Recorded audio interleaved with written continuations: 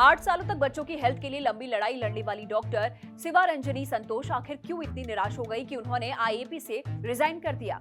और आखिर उनकी लड़ाई थी क्या? क्या बहुत जरूरी लड़ाई थी? और आखिर क्यों इनकी लड़ाई बेनतीजा रही? नमस्कार, मैं हूं रेखा कड़ाकोटी। आज न्यूज एंड एनालिसिस में इन्हीं सब सवालों के जवाब जानेंगे। इमेजिन करिए आपका बच्चा बीमार है, लूज मोशंस की वजह से बॉडी से लगातार फ्लूइड्स निकल रहे हैं। डॉक्टर बोलता है इसे ओआरएस दे दो, डिहाइड्रेशन नहीं होने देना। आप मेडिकल स्टोर जाते हो, एक पाउच उठाते हो जिसपे बड़ा बड़ा ओआरएस लिखा है। आप कॉन्फिडेंट हो कि बिल्कुल सही चीज दे रहे हो और सब ठीक हो जाएगा। लेकिन प्रॉब्लम यह है कि वो पाउच असल में ओआरएस है ही नहीं। वो एक मीठा इलेक्ट्रोलाइट ड्रिंक है जिसकी पैकेजिंग इतनी सिमिलर कर दी गई कि कोई भी इजीली कंफ्यूज हो जाए। और बस यही छोटी सी गड़बड़ एक डिहाइड्रेटेड बच्चे के लिए खतरनाक और कई बार जानलेवा हो जाती है।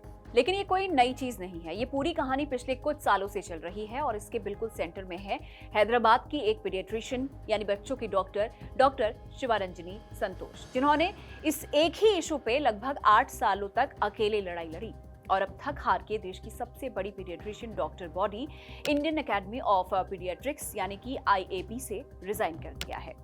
चलो पूरा मामला स्टेप बाय स्टेप समझते हैं।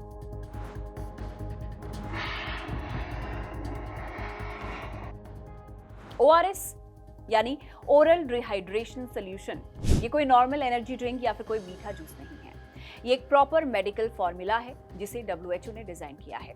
इसमें सॉल्ट, सोडियम और ग्लूकोज का एक एग्जैक्ट रेशियो होता है जो बॉडी को तेजी से पानी एब्जॉर्ब करने में हेल्प करता है।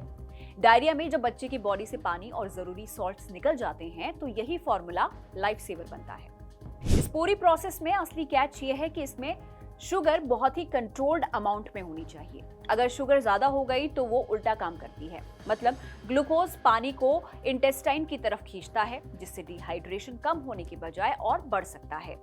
इसी लॉजिक पे WHO ने अपने फॉर्मूला की ऑस्मोलैरिटी यानी कि X अमाउंट ऑफ लिक्विड में सॉल्ट और शुगर के कितने पार्टिकल डिसॉल्व होंगे भी कम की थी। पहले ये लगभग 300 थी और अब 245, ताकि एब्जॉर्प्शन और बेटर हो। सिंपल लैंग्वेज में बोले तो मतलब ज्यादा मीठा इज इक्वल टू ज्यादा अच्छा वाला एजम्पशन यहाँ पर बिल्कुल उल्टा है। यानी मतलब साफ है, ज्यादा मीठा होगा तो डिहाइड्रेशन कम होने की जगह और बढ़ जाएगा।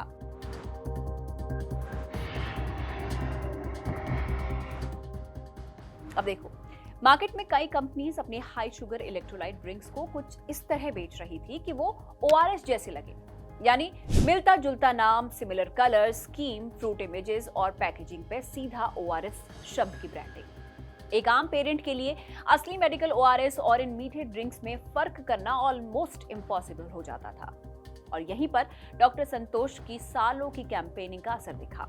अक्टूबर 2025 में FSSAI ने एक बड़ा ऑर्डर निकाला। कोई भी फूड या बेवरेज प्रोडक्ट तब तक ओआरएस शब्द को इस्तेमाल नहीं कर सकता जब तक कि वो एग्जैक्ट WHO के फॉर्मूला को फॉलो ना करे। कुछ फार्मा कंपनीज ये ऑर्डर दिल्ली हाई कोर्ट ले गई और कंपनीज ने बचा हुआ स्टॉक बेचने की परमिशन मांगी थी, लेकिन कोर्ट ने पब्लिक हेल्थ हैजार्ड मानते हुए साफ इनकार कर दिया और बैन जारी रखा। ये डॉक्टर संतोष और लाखों पेरेंट्स के लिए एक बड़ी जीत थी। लेकिन फिर आता है ORSL से ERZ वाला असली ट्विस्ट। इस पूरे केस में सबसे बड़ा नाम था ORSL केनव्यू की Indian company JNTL consumer health का इलेक्ट्रोलाइट ड्रिंक। FSSAI बैन के बाद कंपनी ने ORSL का नाम रिटायर कर दिया और लगभग नवंबर 2025 में उसकी जगह एक नया ब्रांड लॉन्च किया, ERZL। लेकिन डॉक्टर संतोष यही सेटिस्फाइड नहीं हुई। उनका कहना है कि सिर्फ नाम बदलने से ग्राउंड पे कुछ चेंज नहीं हुआ, बिकॉज ERZL की पैकेजिंग, लुक और फील अभी भी असली ORS से इतनी मिलती जुलती है कि कंफ्यूजन वैसा ही बना हुआ है। यानी कागज पे रूल्स फॉलो हो गए बट रियलिटी वही पुरानी।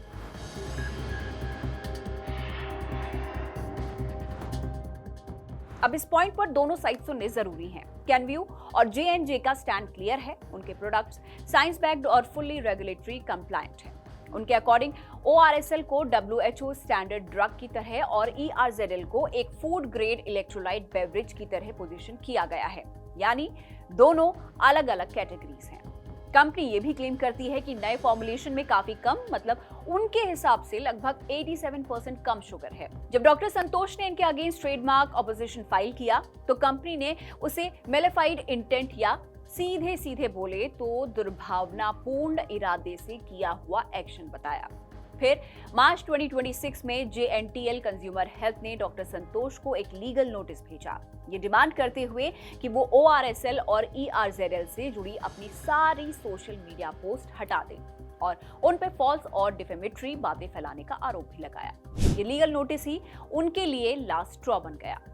डॉक्टर संतोष का एलिगेशन है कि उन्होंने बार बार IAP लीडरशिप से कहा कि कम से कम इस नोटिस की और कंपनी के दावों की पब्लिक कंडेमनेशन तो करो, बट एकेडमी ने ना उन्हें ओपनली बैक किया और ना ही कंपनी के अगेंस्ट कोई स्ट्रॉन्ग स्टैंड लिया।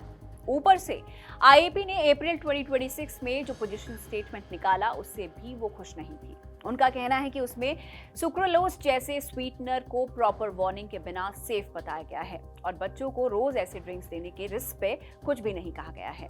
एक और बड़ा सवाल उठा कि IAP अपने सबसे बड़े कॉन्फ्रेंस पीडीकॉन में इन कंपनीज के स्टॉल्स और कियोस्क क्यों लगाने देता है। इस पर कंपनी ने क्लेम किया कि प्रोडक्ट्स का स्टॉल लगाना और साइंटिफिक प्रेजेंटेशन देना दो अलग अलग चीजें हैं। इस सब के बाद डॉक्टर संतोष ने रेजिग्नेशन तो अप्रैल 2026 में ही दे दिया था, पर IAP ने उसे ऑफिशियली 8 जून 2026 को एक्सेप्ट किया। उनके शब्दों में बात बिल्कुल सिंपल थी, अगर मुझे IAP और बच्चों में से एक चुनना है तो मैं बच्चों को चुनूंगी। रिजाइन करने के बाद डॉक्टर संतोष ने इंस्टाग्राम छोड़ दिया, वही प्लेटफॉर्म जहां 8 लाख से ज्यादा उनके फॉलोअर्स थे, ये कहते हुए कि वो अकेले लड़ के थक गई हैं। हालांकि वो एक्स पे अभी एक्टिव हैं, जहां पर उन्होंने लिखा है कि रेजिग्नेशन एक्सेप्ट होने के बाद अब वो फ्रीली बोल सकती हैं।